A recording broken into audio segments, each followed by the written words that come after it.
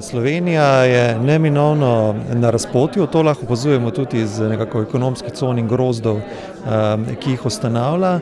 Je pa prostor, da se grozdenje v bistvu usmeri v nekako oba cilja. Lahko je tudi v različnih industrijah, lahko imamo različne cilje. Pomembno je, da grozd ima stabilen cilj.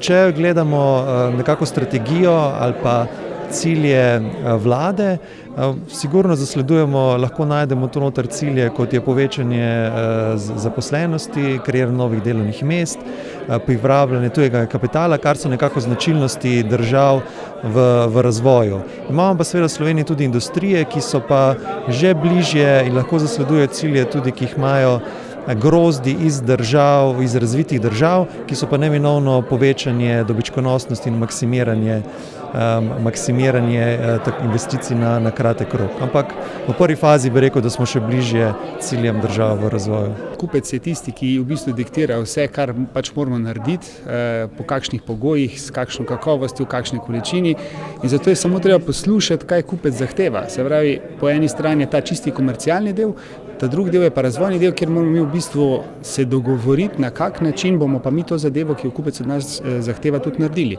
To pomeni imeti od zadnje ustrezne tehnologije, imeti od zadnje ustrezne materijale, ki bodo omogočili, da bo to, kar kupec od nas zahteva, ustrezno naredil. To pa lahko naredimo samo z lastnim razvojem in seveda podporo tudi ostalih inštitucij, kjer mi teh dodatnih znanj sami v podjetju nimamo.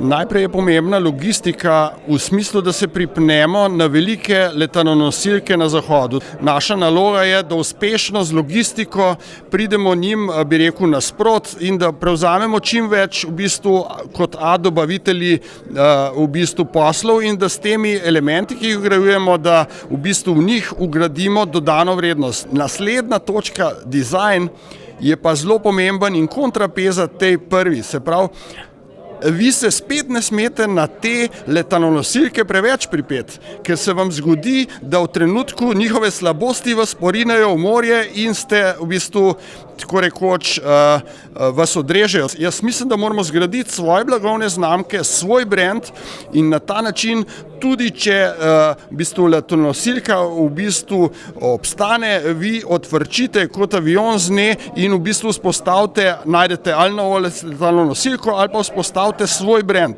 Informatika lahko ponudi tretji tir logistiki in s to logistiko in blagovnimi znamkami moramo Slovenci odrezati pomemben kolač v evropskem industrijskem prostoru. Blagovna znamka je ta vstopnica, da se sploh začnemo pogovarjati. To je kot vi, če nekoga poznate, po priimku, po imenu, mislim, da takoj debata steče. Če pa tega ne pozna, se treba pa najprej vohati, spoznati in kasneje lahko pride do posla.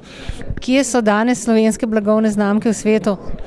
Jaz smo slišali na našem predavanju. V Sloveniji so znane, kolikor gremo pa čez mejo, jih pa praktično ni.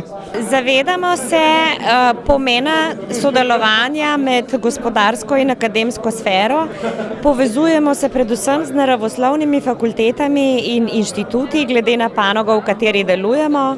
Sodelujemo pri evropskih projektih, prirejamo študentske konference, sodelujemo na študentskih konferencah in ponujamo precej praks tudi za študente in dijake naravoslovja.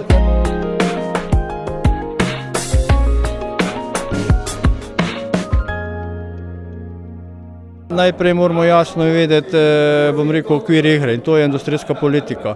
Ko bo ta jasna, bomo na to lahko navezali tudi inovativno politiko in izobraževalno politiko. In potem vse druge politike, davčna zakonodaja, delovnopravna in tako naprej. To je, začetek v kontekstu nas, ki smo zainteresirani v industriji, da se začne zgodba dodajati, da so stvari komplementarne. Se pravi, komplement industrijski politiki mora biti inovacijska, po mojemu mnenju, in seveda izobraževalna in seveda delovnopravna, ne pa obratno. Mislim, da je potreba zagotavljati prijaznejše družbeno okolje. To pomeni zmanjšati stroške dela in razviti neke fleksibilnejše oblike zaposlovanja. Da vsaka firma, vsake podjetje, ki je več ali manj stabilno in imamo skoraj 1000 takih podjetij, angažira nekaj malega angelskega kapitala, se aktivira mentorsko in v bistvu tudi poslovno angažira okoli 3 startupov. Predvsem se fokusirati, se pravi, ne moramo znati in biti odlični v vsem. Fokus, izbrati ta področja. Ena največjih odločitev ponavadi v strategiji se je odločiti, česa ne boš počel, česa ne boš delal, to je eno. Drugo pa biti odprt za partnerstva. Če gledamo, opazujemo druge industrije, nekako vidimo, da je kompetenca, kako biti uspešen v partnerstvih, privabljati partnerje, jih zadržati in upravljati, da imajo oba partnerja maksimalno od odnosa. To je eden od kompetenc, ki jih v Sloveniji še moramo razviti. Se pravi, ne samo gledati vase, v lastne izzive, ampak biti odprt za partnerstva in jih odprto sprejeti. Manufacturing technologies mora država vzpodbujati, ravno zaradi tega, ker ima ta multiplikativni učinek, ki daje ne samo 1 na 1 delovno mesto v industriji, ampak daje 1 na 3 ali 1 na 4 ali pa 1 na 5 tudi vsem ostalim sektorjem dodatno delo. To je prva stvar, ki se jo mora država zavedati, da brez industrije razvoja ne bo. Druga stvar, ki se mi zdi osebno zelo pomembna, je ta, da ustanovimo neodvisno tehnološko agencijo, ki bo v bistvu potem poskušala koordinirati razvoj, ki bo uglašen oziroma harmoniziran z razvojnimi prioritetami, ki so identificirane na evropskem nivoju. In ta tretja stvar, seveda davčne olajšave in za raziskave in razvoj in na ta način spodbuditi razvoj.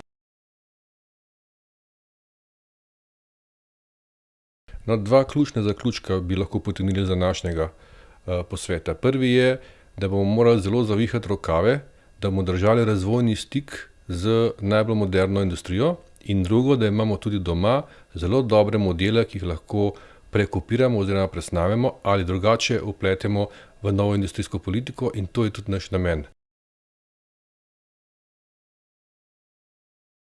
Naslednji korak je seveda ključni manifest slovenske industrije, kar pomeni, da želimo od spodaj navzgor prek industrije, od podjetij dobiti zelo dobre predloge za vlado, kako okrepiti slovensko industrijo, ki je konec koncev nosilec delovnih mest v širši paleti, to pomeni tudi pri storitvah, logistiki, informacijski tehnologiji in tako naprej, in s tem pravzaprav dvigati tudi na koncu blaginjo slovenskega prebivalstva.